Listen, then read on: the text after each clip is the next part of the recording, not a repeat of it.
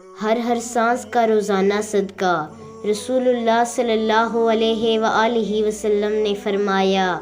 انسان کی ہر ایک سانس کے عوض میں اس پر روزانہ صدقہ دینا لازم ہے جس میں سورج نکلتا ہے۔ عرض کی گئی، یا رسول اللہ صلی اللہ علیہ وآلہ وسلم، اتنا زیادہ صدقہ دینے کے لیے ہمارے پاس کہاں گنجائش ہے؟ رسول اللہ صلی اللہ علیہ وآلہ وسلم نے فرمایا کہ بھلائی کے دروازے زیادہ ہیں،